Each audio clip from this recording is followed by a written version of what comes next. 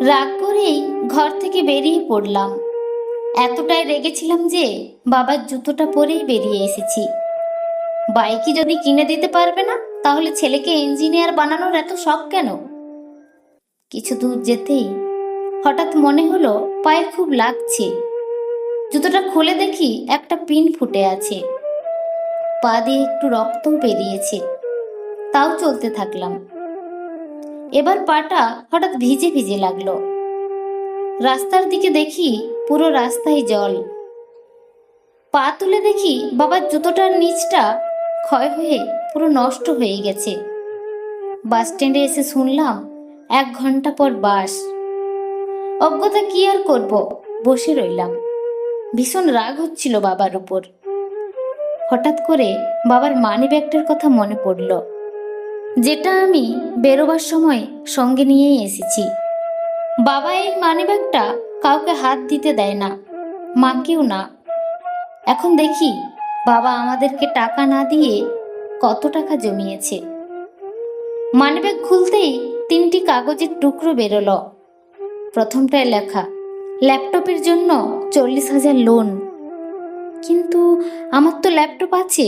হ্যাঁ, তা একটু পুরনো, তবে আছে তো।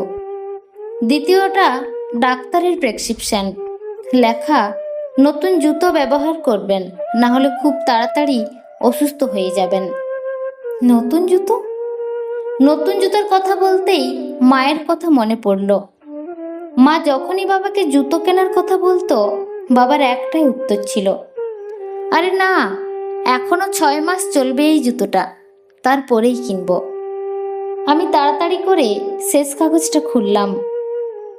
পুরনো স্কুটার বদলে নতুন বাইক নিন, লেখা শোরুমের কাগজ। বাবার স্কুটার? বুঝতে পেরেই বাড়ির দিকে এক দৌড় লাগালাম। এখন আর জুতোটা পায়ে লাগছে না।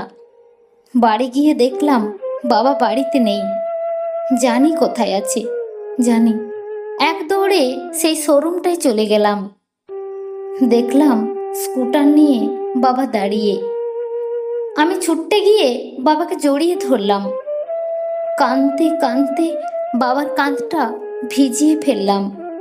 বললাম, বাবা, আমার বাইক চাই না। তুমি তোমার নতুন জুতো আগে কেনো বাবা, আমার বাইক চাই না। হ্যাঁ, আমি ইঞ্জিনিয়ার হব, তবে তোমার মতো করে। আমার কান্না দেখে বাবাও কেঁদেছিল। সেই দিন উপলব্ধি করলাম, মা হলো এমন একটা ব্যাংক, যেখানে আমরা আমাদের সব রাগ, অভিমান, দুঃখ, যন্ত্রণা জমা রাখতে পারি। আর বাবা হলো এমন একটা ক্রেডিট কার্ড, যেটা দিয়ে আমরা পৃথিবীর সমস্ত সুখ কিনতে পারি, সমস্ত সুখ। ভালো থাকুক পৃথিবীর সকল বাবারা। ধন্যবাদ। লেখা সংগৃহীত, কণ্ঠে আমি মৌসুমী।